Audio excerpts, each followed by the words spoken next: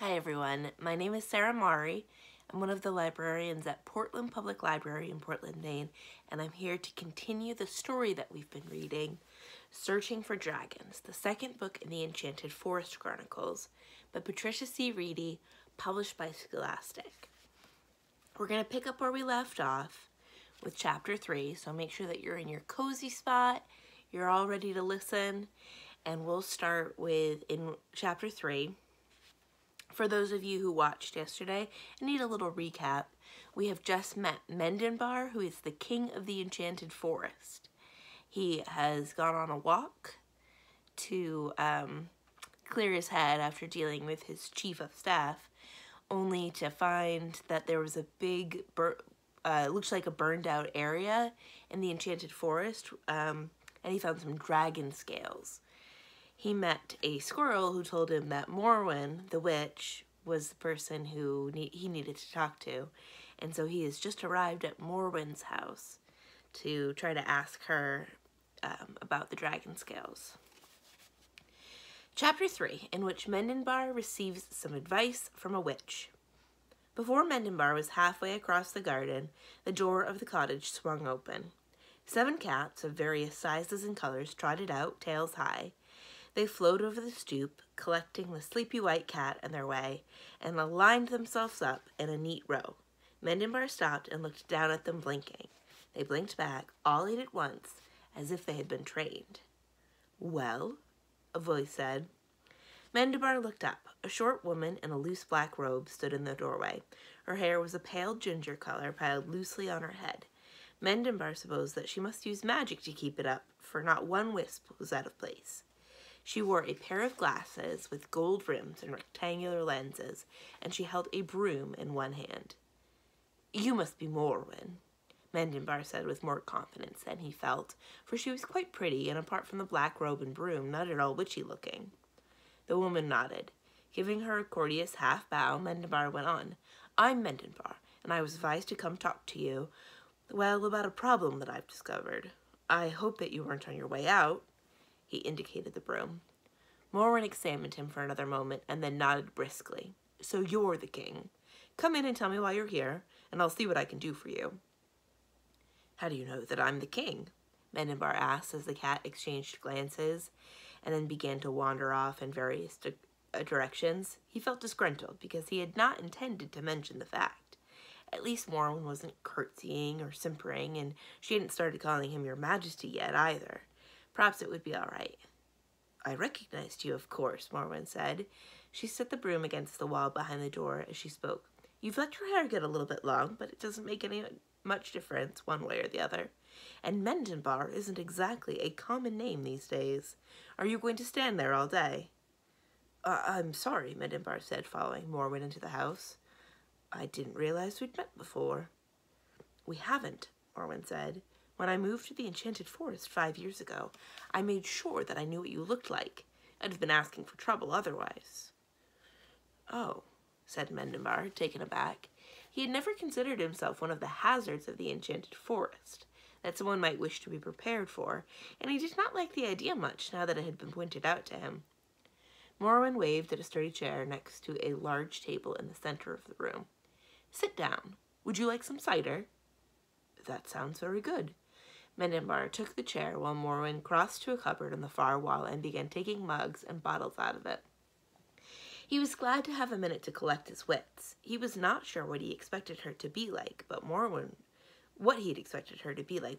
was definitely not it. Her house was not what he expected either. The inside was as neat and clean as the outside. The walls of the single large room were painted a pale silvery gray. 6 large windows let in light and air from all directions. There were no gargoyles or grimacing faces or wild tangles of trees and vines carved into the window ledges or the woodwork around the ceiling, and no intricate pattern set in the floorboards. One of the cats had come inside and was sitting on a big square trunk, washing his paws. Another was lying in an open window, keeping an eye on the backyard. There was a large black stove in one corner by the cupboard, and 3 more chairs around the table where Mendenbar was sitting. It was all very pleasant and uncluttered, and Mendenbar found himself wishing that he had a few more rooms like this at the castle. "There, said Morin as she set a large blue jug and 2 matching mugs into the center of the room. Now tell me about this problem of yours. Mendenbar cleared his throat and began. About an hour ago, I ran across a section of the enchanted forest that had been destroyed. The trees had been burned to stumps, and there wasn't even any moss left on the ground. I'm afraid it may have been a road dragon. I found dragon scales in the ashes, and a squirrel suggested that I come and see you. Dragon scales? Morin pressed her lips together, looking very grim indeed. Did you bring them with you? Yes, said Mendenbar. He dug the scales out of his pocket and spread them on the table. Said Morwen, bending over the table. I don't like the look of this. Can you tell anything about this dragon from his scales? For one thing, these scales aren't all from the same dragon, Morwen said. Her frown deepened. At least they shouldn't be. How can you tell? Mendenbar asked, his stomach sinking. Look at the colors. This one is yellow-green, that one has a grayish tinge, and this one has a purple sheen. You don't get that variation on one dragon. Oh no, Mendenbar groaned, shutting his eyes and leaning his forehead against his hands. He had hoped that it was a single dragon. It would have been a nuisance sending letters of complaint to the King of Dragons and waiting for an answer, but it would have been better than a war. Even if a group of dragons had attacked the enchanted forest, if a group of dragons had attacked the enchanted forest, a war was almost inevitable. You're sure there were several dragons involved? I didn't say that, Morwen snapped. I said that these scales look as though they came from different dragons. But if the scales came from different dragons, I didn't say that either, Morwen said. I said they looked like they came from different dragons. Have a little patience, Mendenbar. Mendenbar opened his mouth to say something else and then closed it again. Morwen was staring with great concentration at one of the scales, the one that was the brightest green, and she didn't look as if she would welcome an interruption. Suddenly she straightened and in one swift motion scooped the scales together like a pile of cards. She tapped the stack against the tabletop to straighten it, and then set it down with an air of satisfaction. Ha! I thought there was something odd about these, she said half to herself. What is it? Just a minute, and I'll show you. Morwen went back to the cupboard and took down a small bowl and various jars of several different sizes. As she spooned and mixed and muttered, Mendenbar felt magic gathering around her like a tingling in the air that slowly concentrated itself inside the bowl. At last she capped the jars and carried the bowl, brimming with magic, over to the table. Stay back, she warned, when Mendenbar leaned forward to get a better view. Mendenbar sat back, watching closely, as Morwen spread the 5 dragon scales in a line. She set the purple scale at one end and the bright green one at the other, and then she held the bowl over the center of the line, took a deep breath, and said, Wind for clarity, stone for endurance, stream for change, fire for truth. Be what you are. As she spoke, she tilted the bowl and poured a continuous line of dark liquid and a long stripe against the middle of the 5 scales. There was a flash of purple light, and the liquid began to glow. The glow spread outwards like fire, creeping around the edges of a piece of paper until it reached the rims of the dragon scales. Then it flashed once more and vanished. 5 identical scales lay side by side on the table, all of them bright green. I thought so, said Morwen, with satisfaction. These scales all came from the same dragon. Someone altered them so that they would each look different. Oh, good, Mendenbar said with some relief. How did you know? The scales were the same shape and very nearly the same size, Morwen said. Different dragons might have scales about the same size if they were the same age, but there's as much variation in the shape of the dragon scales as there are their color. Really? Mendenbar said, interested. I didn't know that. Not many people do, but look at these. They're all round with one flat edge. If they'd come from a different dragon, I'd expect one to be, say, squared off, another oval, another long and wiggly, and so on. In that case, it shouldn't be too hard to find the dragon who destroyed that chunk of forest, Mendenbar said.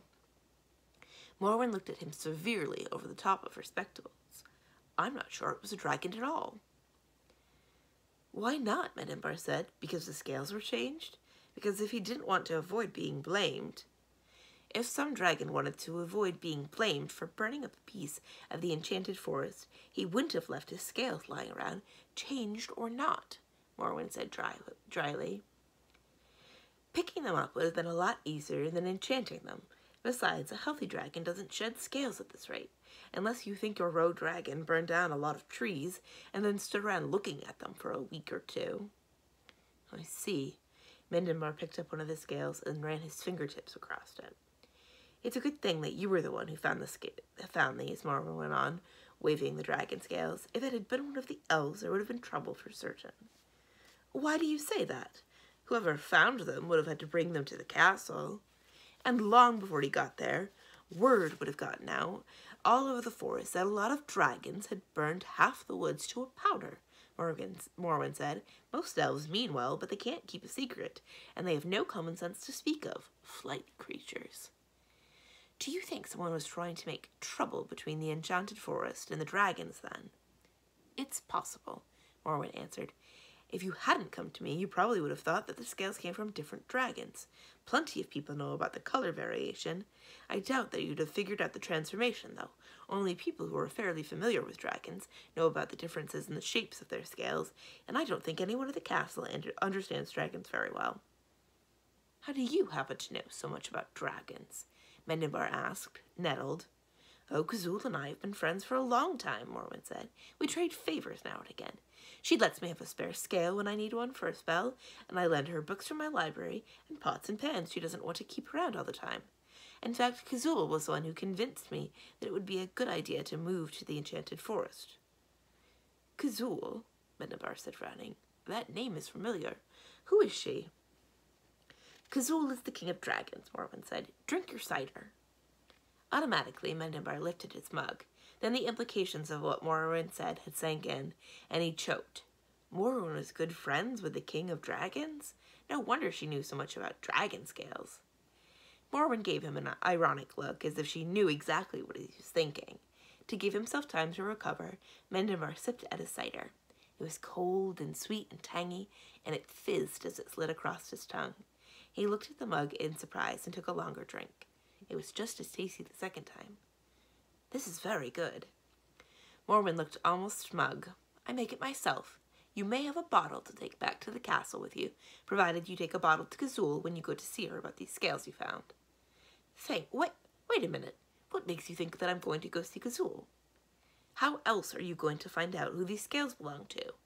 I may know more about dragon scales than most people, but I can't tell you whose these are from just their color and size. Kazul can. Besides, you should have paid a call last year, when the old king died and Kazul got the crown. I sent a note and a coronation present, Mendenbar said. He sounded sulky, even to himself, and he felt as if he were being lectured by his mother, who had died when he was 14.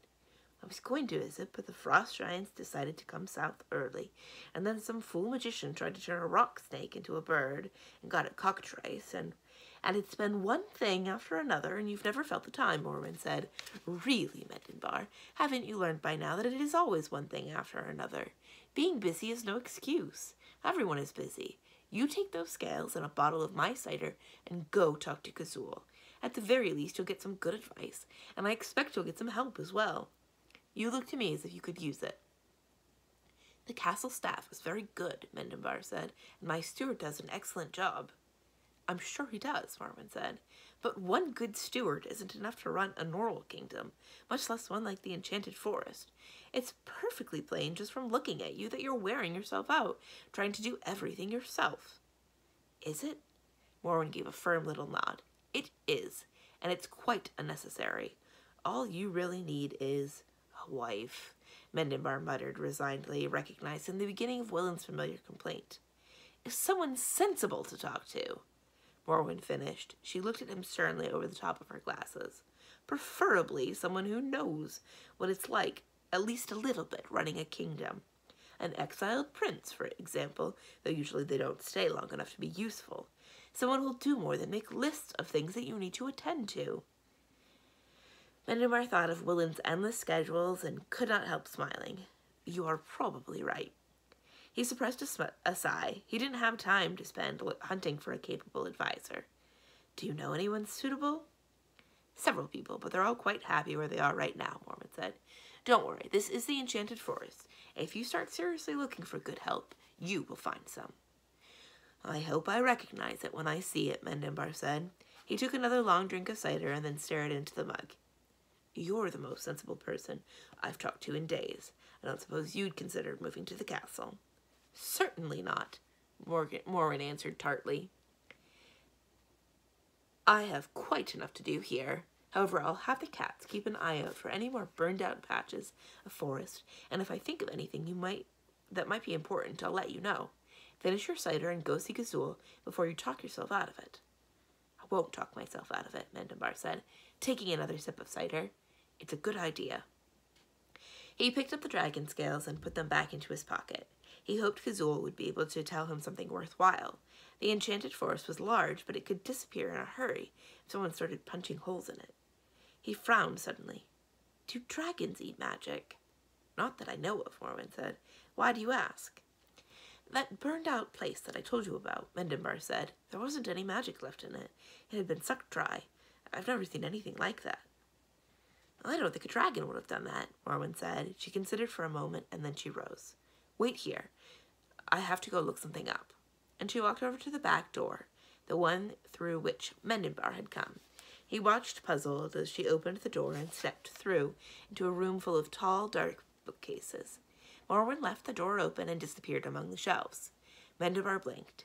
The windows on either side of the door looked out on the garden, and the one on the right still had a cat in it. Oh, of course, he thought. It's one of those doors that take you wherever you want them to. There was a door like that in one of the castle attics, which was convenient for getting back to the ground floor without actually climbing down 7 flights of stairs. Unfortunately, you still had to climb up 7 flights of stairs in order to get to the attic in the first place. Morwen reappeared holding a red book with the title The Patient Dragon printed on the cover in gold. She closed the library door behind her and sat down at the table again. She flipped rapidly through the book and then slowed and read half a page with great care. I thought so, she said. Dragons don't eat magic. They generate their own the way the unicorns do. You're sure? See for yourself. Morwen held out the book. Austen is very reliable, and the more obscure the fact, the more reliable she tends to be. If she says dragons make their own magic, they do. I'll take your word for it, Mendembar said. But the more I find out, the less any of this makes sense. Then you haven't found out enough, Morwen said. They talked for a few more minutes while Mendembar finished his cider. Morwen told him how to find Gazul's cave and the Mountains of Mourning, but refused to advise him on what to do when he got there. Finally, she packed him off with 2 bottles of cider, the red book about dragons, and a recommendation not to waste any more time than he had to. Mendembar headed straight back to the castle. Visiting the King of Dragons was going to take more preparation than simply talking to a sensible witch, and Morwen was right about wasting time. Chapter 4, in which a wizard pays a visit. When Mendembar got back to the castle, the first person he saw was Willin, standing in the doorway looking relieved. By the time Mendembar got within earshot, however, the elf's expression had changed to a ferocious scowl.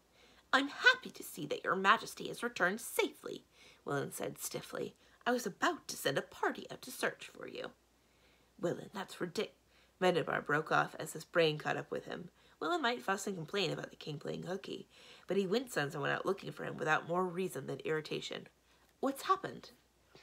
Willin unbent very slightly. Your majesty has an unexpected visitor, he paused. At least I presume he's unexpected. Don't frown at me like that, Mendembar said. I certainly didn't expect anyone. If I had, I'd have told you. So I had assumed, Willin said, relaxing a bit more. And yet, since your majesty is not forgetful in the normal way of things, I felt sure you would have not left the palace so precipitously if you had had an appointment. Who is it? Mendembar said. Not another complaint from the dark morning elves, I hope. If it is, you can tell them that I won't see them. I've had enough of their whining, and I've got more important things to attend to right now. No, Willin said. It's Semnar, the head wizard of the Society of Wizards. Oh, Lord, Mendembar said. He had only met the head wizard once before, at his coronation 3 years earlier, and he hadn't liked the man much then. Still, the Society of Wizards was a powerful group, and its members were not the sort of people that it was a good idea to offend. He ran a hand distractedly through his hair. How long has he been waiting? What does he want? He's only been here a few minutes, Willin reassured him. The elf's frown returned. He refuses to tell me his business, your majesty. He said it was a matter for your majesty's ears alone. He would, Mendenbar muttered. As I recall, he's got an exaggerated idea of his own importance. Your majesty, said Willin, clearly shocked by such plain speaking. The head wizard of the Society of Wizards is a person of great distinction. He certainly thinks so, Mendenbar said. Oh, don't worry, I won't say anything improper when I'm talking to him. Where is he? I asked him to wait in the main audience chamber. Good. I'll go see what he wants. You take these into the kitchen. Mendenbar handed Morwen's jugs of cider to Willin. The elf blinked in puzzled surprise. Before Willin had time to collect himself, Mendenbar grabbed a handful of magic and twisted his hand. The courtyard faded into white mist. An instant later, the mist evaporated, leaving Mendenbar standing in the middle of his study. The wooden gargoyle in the corner immediately began shouting at him. You've got a lot of nerve waltzing in as if nothing's happened. I bet you thought that trick with the soapy water was funny. You'll be sorry for it when the wood up here starts to rot from the damp. You wait and see. That's why you're up there, Mendenbar said as he set the book Morwen had given him on the desk. You're supposed to let us know if the wood starts to get bad or gets termites so we can fix it before the castle falls apart. And look at the thanks I get, the gargoyle complained. Water in my ears and soap in my eyes. How do you expect me to do my job if I can't see? Mendenbar listened with half an ear while he rummaged through the desk. The gold circlet he wore for official business was in the bottom drawer under a pile of old envelopes and out-of-date invitations to balls, dinners, birthday parties, cricket games, and teas. As he put the circlet on, Mendenbar frowned at the drawer, wondering why he was saving all that useless paper. He resolved for the 100th time that week to clean everything out some day soon, shoved the drawer closed, and glanced around to make sure that he hadn't forgotten anything. Are you listening to me? The gargoyle yelled. Of course not, Mendenbar said. I never do when you're being insulting. Insulting? You want insulting? I'll give you insulting. You always dress funny. You've got feet like an elephant. Your nose is too big and your ears stick out. Not much compared to yours, Mendenbar said cheerfully as he crossed the door. Stop grousing. If you can see my nose from where you are, there's nothing wrong with your eyes.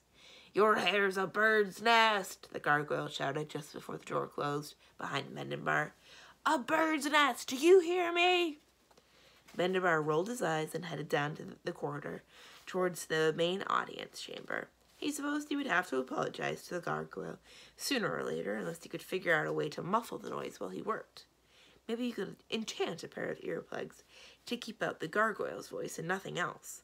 A spell that specific would be tricky, but it would be worth it just to see the gargoyle's face when he realized that Mendenbar did not mind his chatter. Mendenbar smiled and pushed open the rear door of the audience chamber.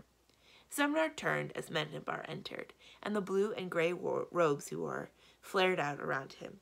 His face was just as sharp and angular as Mendenbar remembered. Giving Mendenbar a long, appraising look, Zemnar bowed his head in greeting. Your Majesty? Welcome, head wizard, Mendenbar said, bowing slightly in return. Something tugged gently at his mind, distracting him. The strands of magic, which were always particularly plentiful inside the castle, were drifting slowly towards the staff that Zemnar carried. In another minute or two, they would begin winding around Zemnar's staff like thread winding onto a spool. Before long, the wizard's staff would absorb them, leaving a tangled knot in the orderly net of magic, and Mendenbar would have to spend hours straightening it out. It had happened every time a wizard had come to the enchanted forest, and it was very inconvenient. Mendenbar had gotten tired of asking wizards to keep their staffs from soaking up magics. They hardly ever understood what he was talking about, and if he did manage to make it clear, they generally got upset and indignant. He didn't want to upset the head wizard of the Society of Wizards, but he didn't want to spend his afternoon cleaning up a magical mess in the middle of his castle either. He reached out with a mental hand and nudged the invisible cords away from the staff. Zemnar did not seem to notice. I have come to see you about a matter of urgency to the Society of Wizards, he said, stroking his long gray beard portentously. I hope you will be willing to assist us. That depends on what kind of help you're asking for, Mendenbar replied, "There are some things that I won't do, and a few that I can't. I'm sure you understand." "Entirely," Zemnar said, though he sounded a little put out, as if he had hoped to get Mendenbar to agree quickly without asking any awkward questions. Mendenbar felt like rolling his eyes in exasperation. Everyone who lived in the enchanted forest knew better than to make a promise without knowing what they were promising. Did this wizard think that Mendenbar was stupid just because he was young? "We, at the Society of Wizards, have been having a great deal of difficulty recently with the dragons in the Mountain of Mourning," Zemnar went on. "That is the root of the problem." "I don't think I can help you with the dragons," Mendenbar said. The strands of magic were drifting towards the wizard's staff again. He gave them another nudge. "The Mountains of Mourning aren't part of the enchanted forest, so I can't just order the dragons to behave. Now, if you're having trouble with the elves now, I might be able to—" "Naturally, we don't wish to involve you over our dispute," Zemnar interrupted smoothly. "However, the result of our quarrel is that the king of the dragons has cut off the society's access to the caves of fire and night." "I still don't see. The caves are the source of many ingredients we use in our spells," Zemnar broke in once more. "They are the only place it is possible to make certain items that we need for our research." He paused and blinked, fingering his staff with one hand, as though there might be a rough spot somewhere along it, and he was trying to find it without attracting attention. "We, the Society of Wizards, must have some way of entering the caves." "Go on." Mendenbar tried not to sound as irritated as he felt. He did not like Zemnar's lecturing tone. He was tired of being interrupted, and he still did not see what the society's dispute with the dragons had anything to do with him. On top of that, the invisible threads of magic were moving towards Zemnar's staff again, almost as if something were sucking them in. Mendenbar yanked at them hard, wishing he could do the same to the head wizard. "That is where you come in, Your Majesty," Zemnar said. He sounded vaguely confused, as if he were trying to concentrate on two things at once. "You, could be of great use. That is, you could help us enormously." "How?" The strands of magic were gliding towards the staff more quickly than ever. Mendenbar could see that if he kept pulling at them, he would soon be unable to pay attention to anything else. He thought for a moment while Zemnar rambled, and then he took a hold of a fat, invisible cord, and with a swift gesture, threw it in a loop around Zemnar. The loop hovered 3 feet from the head wizard in all directions, spinning slowly. The other cords floated towards it and glanced off before they came anywhere near Zemnar or his staff. The head wizard broke off his speech in mid-sentence. "What was that?" he demanded. "I beg your pardon," Mendenbar said with dignity. "As ruler of the enchanted forest, there are sometimes matters that require my immediate attention. I have dealt with this one." Zemnar frowned, plainly taken aback. "You have? But I didn't sense any spell." He stopped short, staring at Mendenbar in consternation. "You would not," Mendenbar said in an offhand manner. Inwardly, he smiled. Apparently wizards could feel normal spellcasting, but they could not sense Mendenbar's way of doing magic. He wondered why no one had ever mentioned that. Undetectable spells could be a big advantage if he ever had trouble with the Society of Wizards. It was not exactly a spell, just something you do with the forest forces. It need not concern you. "Of course, Your Majesty," Zemnar said after a long pause. "If I may continue." "Please do." "What we are asking is that you allow the wizards of our society to enter the caves of fire at night from the enchanted forest," Zemnar said. "I believe there is a way somewhere along your east border." "Yes, but it doesn't say put," Mendenbar pointed out. Nothing in the enchanted forest does, at least not for long."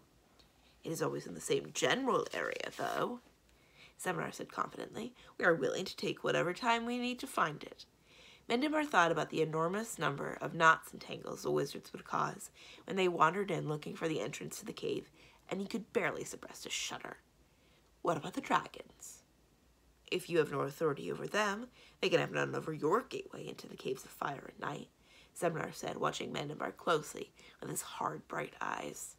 "That is not what I meant," Mendenbar paused, pretending to consider. "I think I must refuse your request, temporarily at least," he said in as judicious a tone as he could manage. I have certain differences of my own to settle with the King of Dragons at the moment. From what you say, the dragons would object if I let your wizards into the caves of fire and night, and I do not want to make my discussion with them any more difficult than it is likely to be already. I hope you understand. Ah, a fleeting expression of satisfaction flickered across Zemnar's face. I'm sorry to hear that you, too, are having trouble with the dragons. I hope you will be able to settle things suitably. They are sly creatures, you know, and one can never tell what they are thinking. The same thing could be said about head wizards of the Society of Wizards, thought Mendenbar. Thank you for your kind wishes, he said out loud. If you would like our assistance, the Society of Wizards would be happy to advise you, Zemnar said with a smile. We have a great deal of experience with dragons over the air. I appreciate the offer, Mendenbar replied cautiously. He did not want to offend the head wizard, but he doubted that the wizard's advice would help him much. After all, they seemed to be having more trouble with dragons than he was. Have you met the new King of Dragons, or her princess? The head wizard went on. No, princess. Mendenbar forgot his misgivings in a wave of surprised dismay. The King of Dragons has a princess? She does indeed, Zemnar said. There was a faint frown in his eyes, and his fingers were stroking his staff again. She's a real troublemaker, too. The princess, I mean. Our misunderstanding with the dragons is her fault. Oh, Lord, Mendenbar said. He raised a hand to run his fingers through his hair, and remembered just in time that he was wearing a circlet. And King Kazul listens to her? Certainly, most of the dragons do now. Cimmerine is quite the power behind the throne in the Mountains of Morning. There was a sneer in Zemnar's voice, along with a good deal of suppressed anger. Mendenbar couldn't blame him. He had enough trouble with princesses of himself to know. Cimmerine must be one of the beautiful, empty-headed, ambitious boors whose only talent was the ability to stare innocently with their blue eyes and a knack for wrapping people, or in Cimmerine's case, dragons, around their fragile fingers. She was probably too stupid to realize how much trouble her manipulations caused, but if she did notice, she probably liked having the power to produce turmoil. Oh, Lord, Mendenbar repeated. Why hadn't Morwen warned him? Well, he had to talk to Kazul one way or another. Perhaps Morwen had heard about his aversion to princesses, and hadn't wanted to give him any reason to put off the visit. Mendenbar looked at Zemnar, completely in charity with the wizard for the first time. Thank you for telling me. You're very welcome, Zemnar said. You will let me know how things go, won't you? And do remember that the Society of Wizards will be happy to give you whatever help you need in return. It is in our interest, after all. The sooner you get this little matter settled, the sooner you will be able to reconsider a request about the caves of fire and night. Yes, certainly, Mendenbar said. Is that all, then? I'll have Willen show you out. That won't be necessary. Zemnar gave Mendenbar a smile that set Mendenbar's teeth on edge. I am a wizard, after all. Good day, Your Majesty. Zemnar bowed and was suddenly and completely gone. No, not completely. Mendenbar could feel a lump of magic in the center of the looping spell where Zemnar had been standing. Mendenbar frowned. He might appreciate Zemnar's warning about Kazul's princess, but that was no reason for the wizard to go leaving leftover bits of magic about his castle. Mendenbar reached for the loop to undo it, and paused. As long as he was home, he might as well do this the easy way. He twitched a different strand of magic, and the audience chamber dissolved around him. He materialized in the cool darkness of the castle armory. Lighting the wall torches with another twitch of magic threads, he looked around. Willen had been hard at work since the last time Mendenbar had visited the armory. Most of the swords and shields that had been piled in one corner or another were now hanging in neat pairs on the walls. Extra swords, spears, maces, lances, and knives hung in closely spaced rows higher up. The effect was almost decorative. Willen then turned his attention towards the wooden chests along the far wall. The one that he wanted was in the center. He reached into his pocket for the key and realized that he had left it in his desk. He sighed and snapped his fingers. With a small pop, the king appeared in the air level with his nose and fell into his palm. Mendenbar smiled at it and began to open the chest. Willen was always after him to have a proper set of keys made for the various doors and drawers and chests and hiding places in the castle, but Mendenbar couldn't see any reason to waste the effort when the key to the castle was all you needed to open every lock in the place. It wasn't as if Willen needed a spell to call the key either. Mendibar thought as he lifted the lid of the chest. The key had its own magic. As long as it was within the castle, it came to whoever called it. Willin just wanted to puff up his own consequences by carrying a big bunch of keys jangling in his belt. Mendibar looked down and forgot about Willin. There was only one thing in the chest, a sword, gleaming in the torchlight. It was very plain, almost ordinary looking, and it didn't have an air of magic about it, though anyone who looked closely would notice that it shone too brightly and had too sharp an edge to be an ordinary sword. Mendibar reached in, took the hilt in his hand with a sigh of satisfaction. In the air around him, the unseen strands of power hummed in response, for this sword was linked to the warp and weft of the enchanted forest in ways that no one, not even the kings of the enchanted forest, really understood. Mendibar always felt better when the sword was with him, but he couldn't wear it around the castle all the time. It made Willin unhappy and visitors nervous, so he kept the sword in the armory unless he could think of an excuse to use it. Rising, he swung the sword twice, just for fun. Then he hunted around until he found a sword belt and scabbard, and put the sword in the sheath and buckled the belt around his waist. With another wave of his hand, he was back in the audience chamber. That's where we're going to stop for today.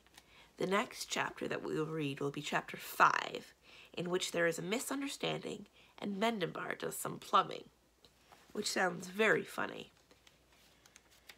Very soon we're going to meet Cimmerine again, who is of course the person that we focused on most in the first book, and we'll be able to see her a lot more, which I'm really looking forward to. I hope you'll join me tomorrow for that, and I hope that you have a great evening. My name is Sarah Mari. I'm one of the librarians at Portland Public Library in Portland, Maine. I'm reading Searching for Dragons by Patricia C. Wrede, the second book in the Enchanted Forest Chronicles, published by Scholastic. Please join me again tomorrow, and bye!